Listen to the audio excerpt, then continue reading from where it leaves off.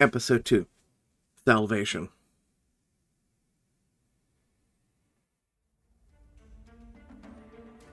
First District, Sector C-162. Attention! Sector C-162 is under attack. Colossus Class Hades, Rank 3, attention! If you hear this message, immediately evacuate upon open areas and proceed to nearest shelter. Attention! The panicked citizens surged towards the gates leading to Sector C-161.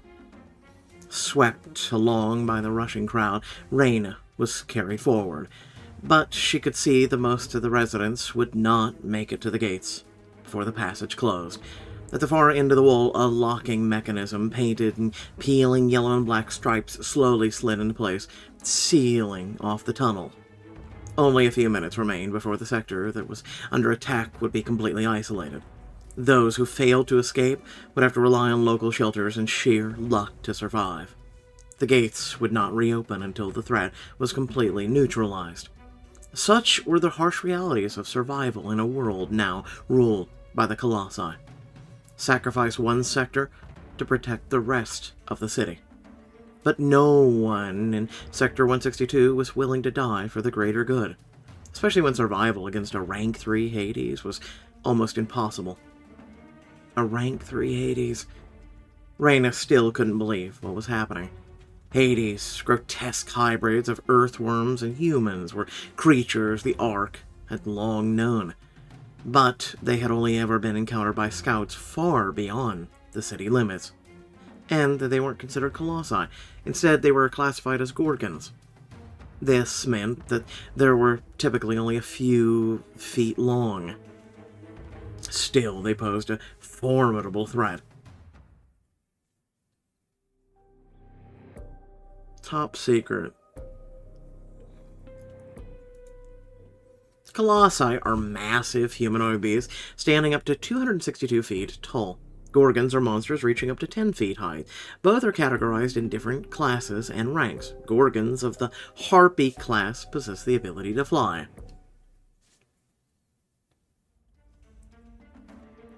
Fighting an enemy that was hidden beneath the layers of earth, impervious to bullets, was no easy task.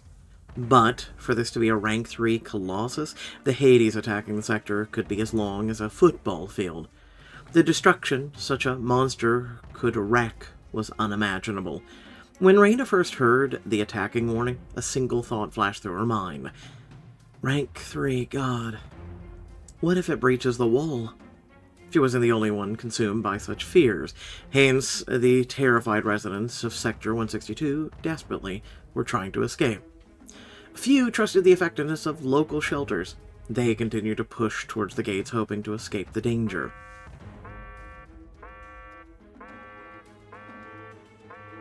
Hurry! Move it! Make way! Damn it! Get a move on, for God's sake! Can't you see the gates are closing? The chaos of the stampede had already claimed its first victims. A thin, tall worker stumbled and fell beneath the trampled crowd. Wait! Stop! Somebody, or somewhere nearby, a woman screamed in terror.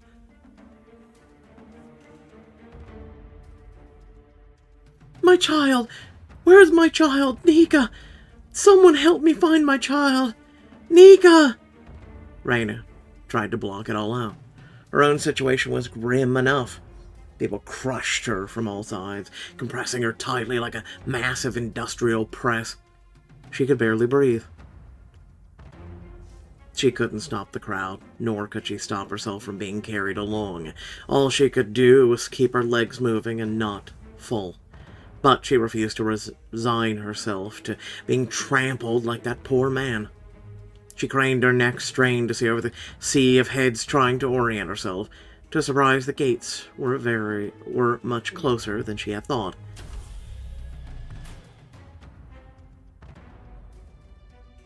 The gate isn't fully closed yet. I might actually make it out. I should move with the crowd towards the gates, try to break free from the crowd.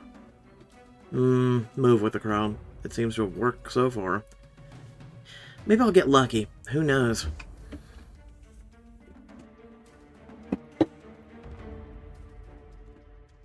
It's better than doing nothing at all. With difficulty, Raina began to push her way forward. Sometimes she slipped through gaps in the crowd. Other times she elbowed her way through. Come on, come on, come on. Faster. Raina looked around again, peering over the heads of the crowd. The gates were much closer now.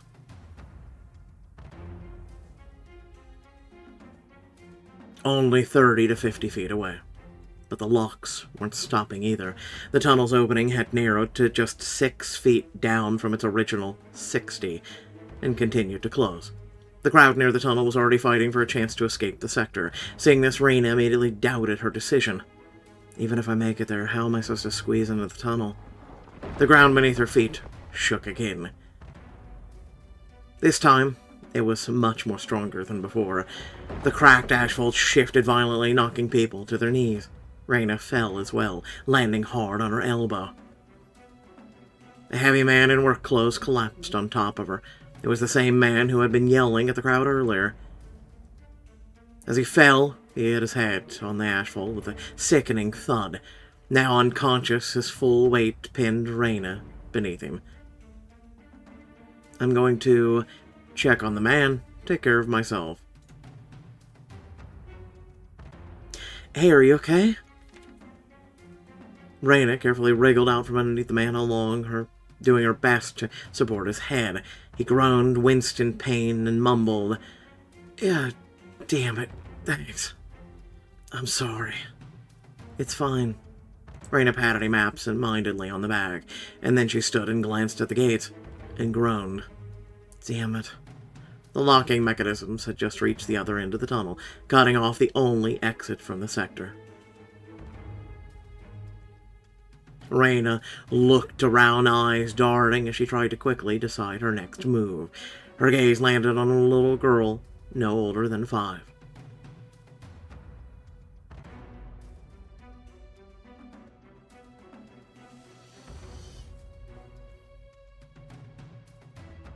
The terrified child stood pressed against the wall, her tear-stained eyes red from crying. She was looking around, scanning the faces of adults in confusion.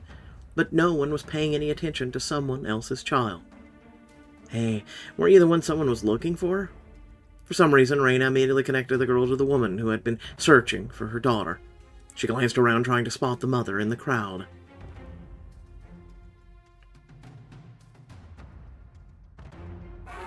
And then, from the direction of the outer wall, came a monstrous roar.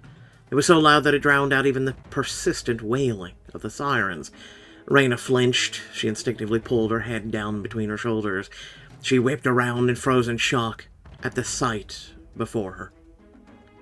Oh, God.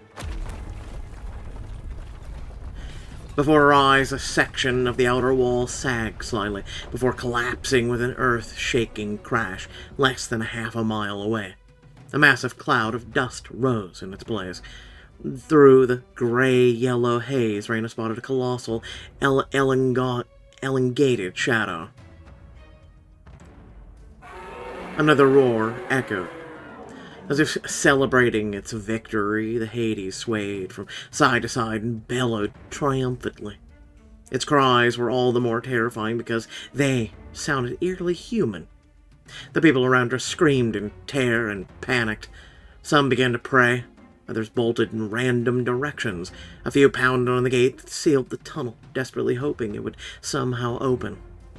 Gunfire erupted. Soldiers from the 2nd Division fired on the monster with cannons stationed on the surviving sections of the wall. Dozens of explosions flared around the monster. The Hades roared again. Then it vanished into the fire reef of smog. Well, for one brief moment, everything fell silent. Raina could even hear her own heartbeat pounding, loud and frantic. Well, then the ground shook far worse than before. It made every previous tremor feel like child's play in comparison. The earth rippled like waves. A deep vibrating rumble engulfed the world. The building where Raina had seen the little girl began to crumble. Its facade tore away with a loud crack. It tilted, began to collapse right in the direction of her and the child. The little girl curled up into a ball and screamed in terror. If the wall's 262 feet, how's that thing's taller than the wall? I'm just asking. I will save the girl, save myself. Like, this isn't even a decision for me. Come on now. Without a moment's hesitation, Raina sprinted towards the child, straight into the rain of falling bricks. A brick grazed her shoulder. Another hit her square in the back, but Raina reached the girl. Hold on. She grabbed the child and hurled her out from underneath the collapsing wall with all of her strength. Then she prepared to leap to safety herself. The buzzing in her head faded reluctantly. Her body felt impossibly heavy, as though filled with lead. Something warm and sticky trickled down the back of her head and along her spine. Raina groaned. She felt someone tugging at her shoulder. With great effort, she forced her to open her eyes and saw the same little girl kneeling beside her. She was tear-streaked and dusty, but seemingly unharmed. "Wake up! Please, wake up!" The little child continued to shake her savior's shoulder. Her eyes were filled with desperate hope as she peered into Raina's face. The moment Raina's eyes fluttered open, the child squirmed impatiently. Get up, get up! We have to get out of here!" What? Raina was still disoriented. She winced in pain. Wait a minute, She closed her eyes again. Everything hurt. Even keeping her eyes open was a struggle, but the girl wasn't about to give her a break. No, you can't! Well, at least the worm thing's gone, but so are the people. The child began to cry even harder than before. Get up, please, get up! We have to leave, we're all alone! There'll be beer any second! Oh. Raina found the strength to look at the girl again and saw raw terror on her face. Corkins! Shit. The words spurred her into motion. Ignoring the pain and the pieces of brick sliding off of her back, she pushed herself up into a seated position. First, we need to get out of here. Calming the child comes second. Alright, let's go. We need to get out of here. Raina stood up and took the girl's hand. She quickly scanned the dust-covered, deserted street. The ground was no longer shaking. Many buildings had been reduced to rubble. From the direction of the wall came the staccato bursts of automatic gunfire and the distant thud of explosions. Grenades. There's definitely a fight going on over there. Through the gaps between the buildings, she could make out the faint orange flashes, the hulking forms of large, stocky creatures moving in the distance. They were crawling on four limbs, unmistakably moving in their direction. God damn it. She reached for the back of her head and glanced absently at her fingers, now smeared bright red. I need to change. The smell of blood will attract those things. She looked around, realizing that she had gotten lucky. A collapsed wall had exposed a set of apartments. There could be some clothes inside. Well, I'm not exactly thrilled with stealing, but do I really have a choice? Let's go. I need to change into something clean. You also need to fix your head. Raina helped the girl climb over the rubble and into the nearest apartment. It didn't take her long to find the closet full of clothes. Perfect. Now let's hope something fits. There are plenty of options, and Raina chose. In the middle of combat, let's do some outfits. Tracksuit, pants and sweater, get everything. Listen, I'm just gonna go with basic on this one. This one seems silly. I want to continue. Hope the owner survived and won't be too upset about losing a few simple clothes. After sorting out her clothing, Raina returned to the street and found a sign pointing the way to the nearest shelter. Alright. Straight ahead to the 18th and left on 12th, and after 3 blocks, turn right. God, I hope I don't have to remember that. I think I got it. I just have to make sure I don't mix up all these lefts and rights later. Hopefully not. Let's run. She grabbed the girl's hand tightly and took off in a sprint. It seemed that Raina had been unconscious for quite some time, because the streets they ran through were almost empty. Everyone who hadn't managed to leave the sector had already gone into the shelters or hid away in their homes. There were only a few exceptions. Those driven mad by what had happened, and the unfortunate souls who had already lost all hope of being saved. Neither paid any attention to the woman and child. So far, Raina hadn't seen any Gorgons. For now, all she could do was climb over the occasional pile of rubble. Choose the right path. Oh no. And occasionally carry the girl who wouldn't or couldn't keep up the same pace. Soon 18th Street came into view ahead. Okay, so, okay, it was to 18th Street. I hate you. Alright, go straight, turn left, turn right. I know it wasn't straight, because that would be silly. Turn left. Completely confident in her decision, Raina turned left. The destruction here was even worse than on the previous streets. Parts of the asphalt on the left side of the road had caved in, creating large fissures. Several buildings had collapsed into the gaps. Moving forward became significantly more difficult. Nika, who Raina had gotten to know by now, wasn't making things any easier either. The girl was unable to climb over most of the rubble or navigate the cracks. As a result, Raina had to carry her on her back most of the time, and although Nika didn't look heavy, Raina quickly became exhausted. Her breathing grew heavy. Soon, she was forced to stop and rest. I'm sure it didn't help that, she took a blow to the head. "You're huffing like a train." The girl giggled good-naturedly and looked up at Raina with a bright smile. "Yeah, you'd be huffing too." Raina struggled to catch her breath. She braced her hands on her knees and gave Nika an accusing look. "You know, kid, you're actually kind of heavy." "Nope. Mom says I'm light as a feather." Nika proudly lifted her chin and then added confidently, "Maybe you're just not eating enough." Maybe."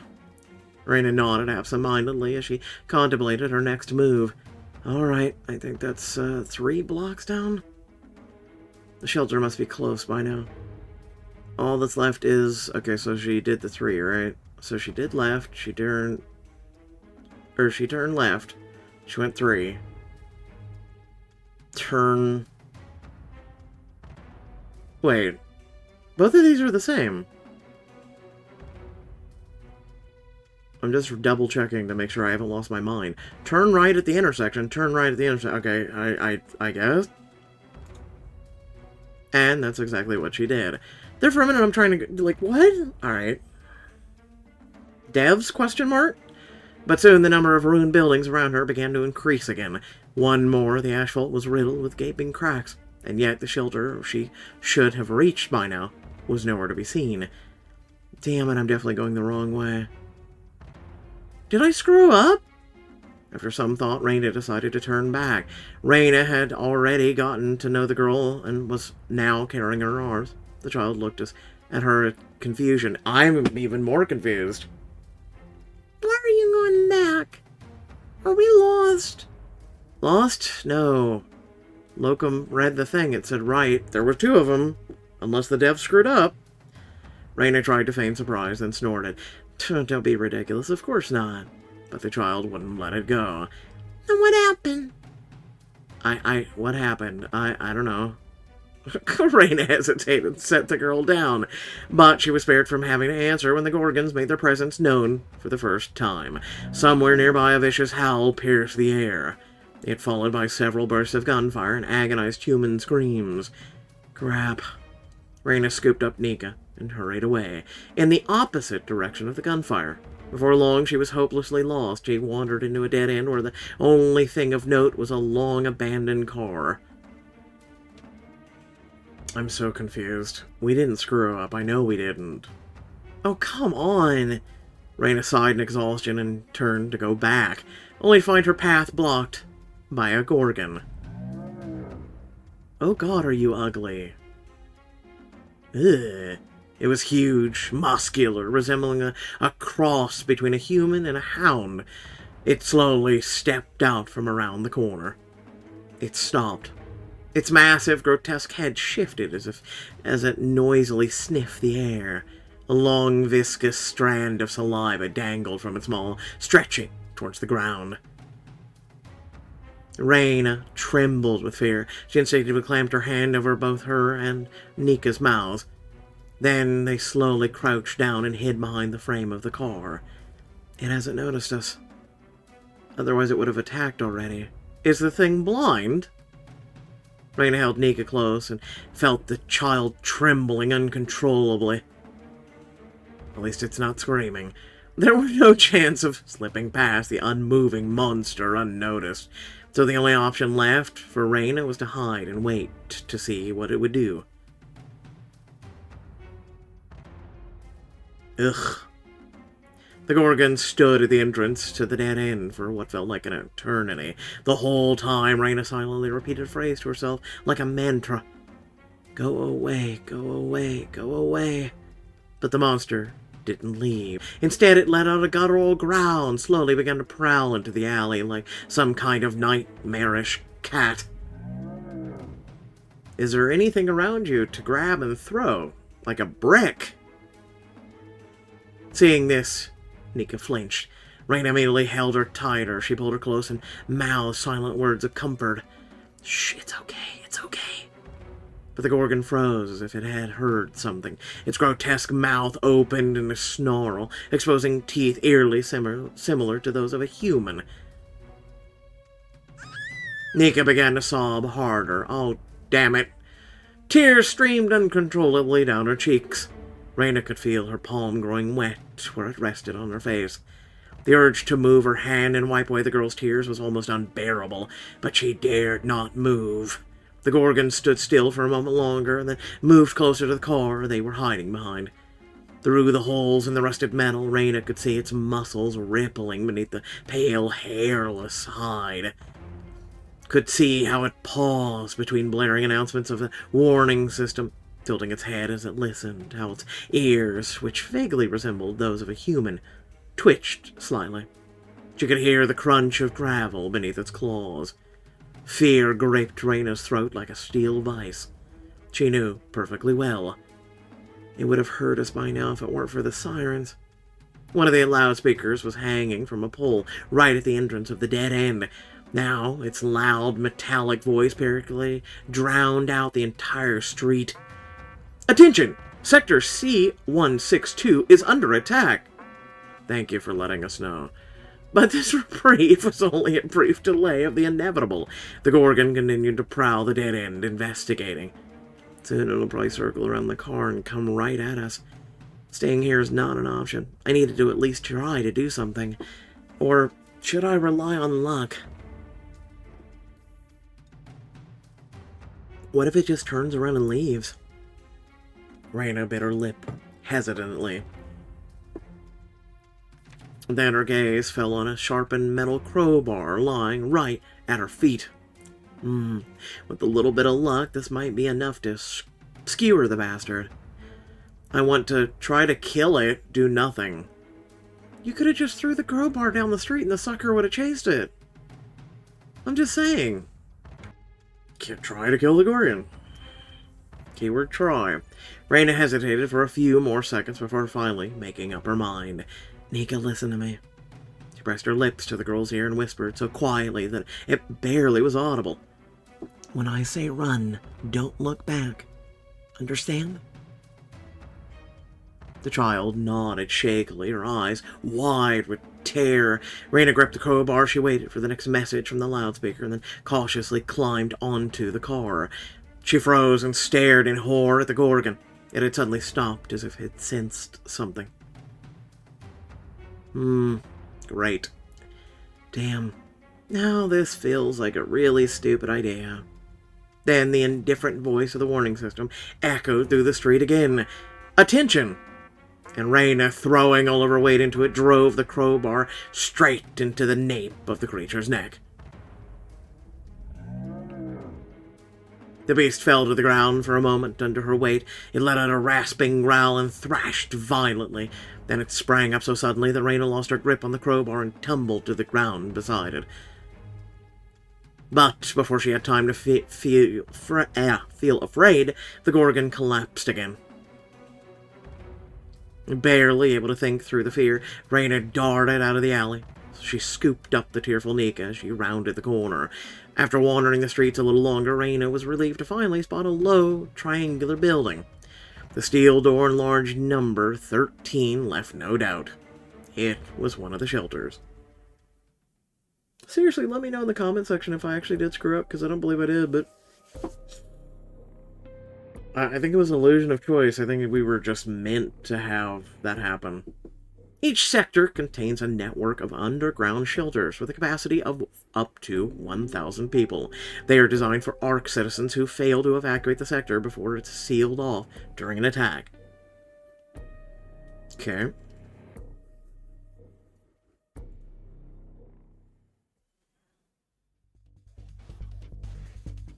Oh, finally. We made it.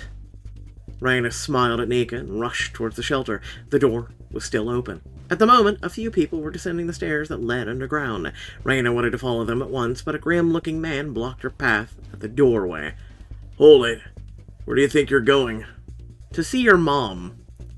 Judging by his gray uniform, he was just a simple worker, but he wore a red militia armband around his upper arm. Still, he acted as if he worked for the 6th Division, at the very least. "What do you think? I want to get into the shelter." Raina glanced over her shoulder. Gunshots and screams already echoed from the far end of the street. Damn it, the Gorgon's already here. She turned back towards the militiaman, irritated. "Well, are you just going to stand there? Maybe let me in already before we get eaten?" "Let you in, huh? I'm afraid that's not going to happen." The man spat on the ground and braced his hand against the doorframe, blocking the entrance. "There's no room left. The shelter's full." He sighed with mock regret. Then, after chewing his lip for a moment, he added reluctantly, "All right, fine, to hell with it all. The kid can stay, but that's it. Deal?" "Deal." Raina nodded, crouching down, and spoke softly to Nika. "Listen, you need to go with this man, okay?" "No."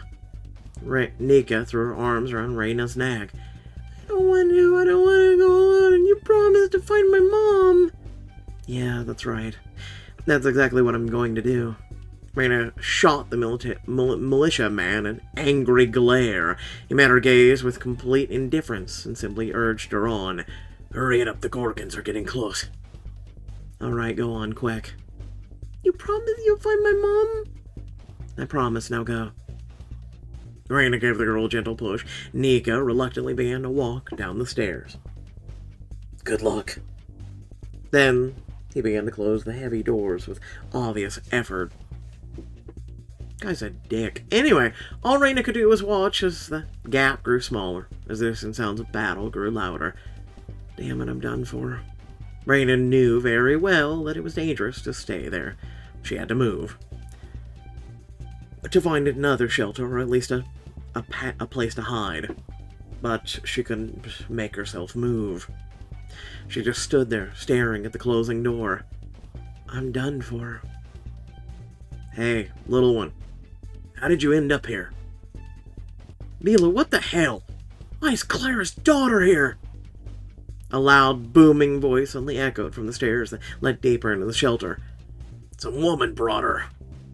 "And where is she?" "Told her to find another shelter. We got too many people as it is." Let me take a look." "Hey, what the hell, Carl? Did you forget that I'm a militia here?" "I don't care who you are, Milo, even if you're Chancellor himself. Now get the hell out of the way." Sounds of a brief scuffle came from behind the door, and then the opening widened again. To her surprise, Raina found herself face to face with the same worker who had fallen on her near the gates. "Well, look at that. I thought that wall had crushed you to death." The man paused for a moment, then stepped aside and smiled. "Come on in, Savior." Raina, at a loss for words, simply nodded in gratitude. "Thank you." There is always enough room. He sounded like the guy from the Titanic. Seriously. Should leave him out there. The residents trapped in Sector 162 spent hours locked inside the shelter. All the while, the echoes of the battles filled the air. The military was clearing the sector of the Gorgons that had infiltrated through the breach. Terrified, the people inside cried and prayed each time the burst of gunfire and explosions came too close. Then, suddenly, the wailing of the sirens outside fell silent. The Hades that had breached the wall never reappeared. Eventually, there was a knock on the shelter door. It was a team of medics. They had arrived to set up a field hospital for the wounded. "Are you hurt?" "I guess, I don't know." "Check the back of her head, seriously." They quickly tended to her wounds and laid her down on a tarp spread out on the floor and attached an IV drip. She felt relief almost immediately. The pain that had racked her body for hours finally subsided. Raina felt her arms and legs grow light. In contrast, her head seemed large and heavy. She relaxed, closed her eyes, and almost drifted off to sleep. But soon there was a loud, excited voice nearby. One voice stood out above the others, sharp and commanding. Raina opened her eyes and saw that voice belonged to a woman. Lowering her expensive sunglasses, a tall blonde scanned the room with a piercing gaze. "Ah, we have another love interest."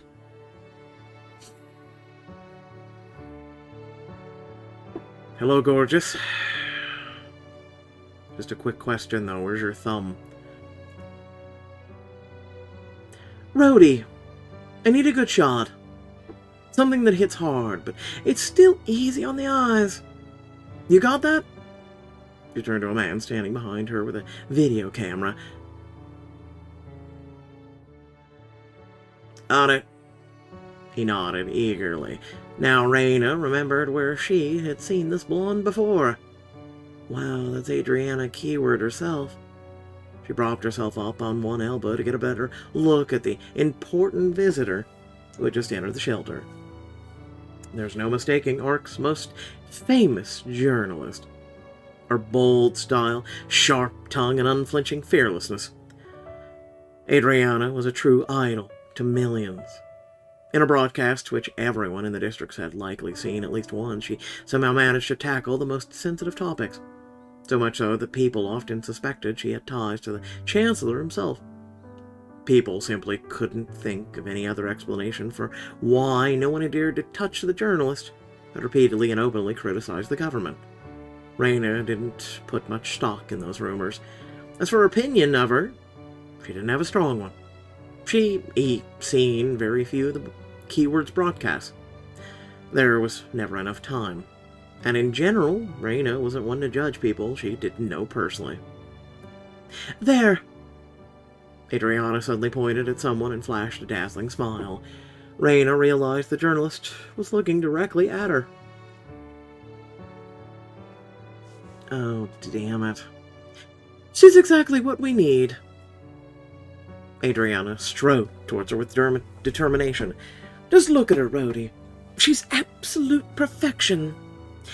That expression, that presence, and her clothes. Earlier in the ruined house, you chose blouse and jeans. Just look at her, Rhodey. This woman is the very embodiment of an ordinary Ark resident. How could anyone stay indifferent looking at her?" At those words, Raina couldn't help but glance down at herself with a sigh. She admitted, She's right. I do get pretty filthy on the way here." "Oh, because we need to worry about that while Colossus are trying to kill us." Meanwhile, Adriana approached her. She crouched down with a smile and held out her hand. "Good afternoon. My name is Adriana Keyword. I'm a journalist. I'm here to report on what happened. And you are?" "I am sleepy." Raina. Raina smiled. "It's a pleasure to meet you." "Oh, so you know who I am?" Adriana seemed either genuinely surprised or was skillfully feigning it. "That's wonderful. I'm flattered." She gave Raina a wide smile. "In that case, maybe you wouldn't mind giving me a quick interview?" "Me?" Raina hesitated. "Maybe next time?" "I hope there won't be a next time." Adriana suddenly turned serious. Her eyes swept over the shelter. Raina followed her gaze and finally noticed just how many wounded people surrounded her. She really does seem upset by this. She looked at Adriana in a new light and nodded. All right, I'll do it. Wonderful. Thank you so much. Adriana smiled and delivered her introduction to the camera, and then she asked, Tell me, Raina, where were you during the first moments of the attack? But Raina was no longer listening. Her attention was fixed on the newcomers entering the shelter. They appeared to be members of the 6th Division, and they were busy compiling a list of everyone present. Oh, shit. Raina's eyes widened in horror. The sight of them immediately reminded her of Albert's arrest and the operatives who had been chasing her. Great. Now I'm really done for. None of this escaped Adriana's attention. She followed the gaze of her temporary interviewee and asked smoothly, I take it you're in some kind of trouble with the law, sweetheart. Right now, the best thing for me to do is answer honestly. It made no sense to deny the obvious, so Raina simply gave her a brief nod. Yes. To Raina's surprise, Adriana gave her a playful smile. Well, it looks like today's your lucky day, dear. I'm offering you a deal. You give me a candid interview, and in return... She glanced around suspiciously and then leaned in closer and whispered, I'll get you out of here without having to go through inspection. Deal? Deal. Raina nodded reluctantly. She didn't have a choice. Perfect. Rhodey, keep an eye on her. Adriana beamed, gave Raina a playful wink, and immediately headed for the officials.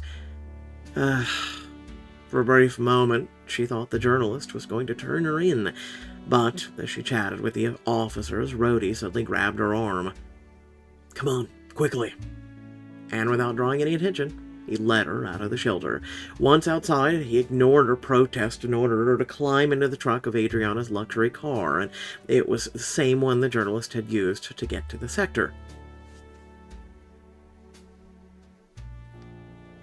Raina felt like she hadn't been in the trunk for very long. Soon, she approached the car. She casually leaned against the trunk and said, Stay quiet, and I'll get you out of the sector. Then the doors slammed and the car jolted slightly and they were off.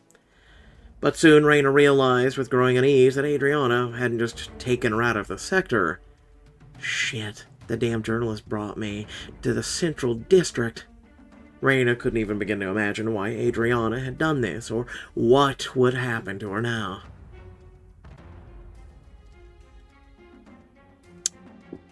I give you a 4. We'll talk about why here in a second. Let's see our stats. Potato status, 1 to resolve, nothing else. Alright, so, pretty much, if you guys did enjoy my content, make sure to like, share, and subscribe. Hit the bell icon to receive notifications. Other than that, leave a comment down below letting me know your thoughts. So pretty much it's on pause until April? Yeah, April. Do keep that in mind. So right now there's only 2 episodes put out. So hey, look at that. We're already up to date and caught up with that. So aside from that, there is a laundry list of other content that, as you can see, will be continued. And by continued, I mean catch up to date. I really wish they'd continue this, but I don't know what's going on. It's been seriously, I think it was like literally 8 months ago was the last update for that one. So I don't know what's going on. Aside from that, as you can see, we were doing Cali episodes. We're almost done with that. Arcanum and Solus was one of the new ones we actually just started. But Time Capture is caught up to date. Seven Brothers, Astria, Parallel, and Missing are ones that we were caught up to date before the update. So those are ones that we'll be doing a couple episodes, and then boom, we'll be done. So again, if you guys want to see more of this content, and especially me jump on it when updates happen, make sure to let me know. Also, again, share the channel, share the content, get the word out that we're covering this. Again, because with viewers like you that are able to do that, it makes me know that you definitely want me to cover this stuff for you. And it makes me, again, kind of like what we've been doing, is jumping on it right when the update comes out. So, again, yeah, it's a little pacing because, for instance, just doing All the diamonds in that, except for the outfits, was about 200 diamonds, give or take, for that episode right there. So again, if we were to do 10 episodes at just 200 diamonds per, we'd be out of diamonds, and then we're kind of like choosing no diamonds at all. So again, pacing ourselves, but trying to jump on this stuff ASAP. Then I also had to play catch up for a lot of things. So again, playing catch up is helping, but again, let me know, especially if you want more. So aside from that, thanks for watching. I really did enjoy it. The reason though I gave it 4 stars was because it would have been nice to, like, did the mom survive? I'm actually kind of curious now. We know the construction worker survived, so that was nice to have that choice. I'm guessing the mother didn't survive, especially because she wasn't in the shelter. Um, so it would have just been nice to know what happened to the little girl, like who, what, when, where. Maybe even a little piece of reunition, where they reunited, or maybe found out that the mom was gone, or what will happen to the girl. That's something that could have played into the writing. Also, again, the picture for, I guess, I thought there was only going to be 3 love interests. 4, I'm assuming. Again, no thumb. So that's something that when it comes to things like that, yeah, no, the fingers are the dead giveaway, to be honest. So, um, hopefully they can fix that, or at least fix it in post-op, or come up with some sort of excuse for it. I mean, it's not a, make or break, but it's just something that I noticed, and I'm like, So anyway, thanks again for watching. Catch you all later. Peace out.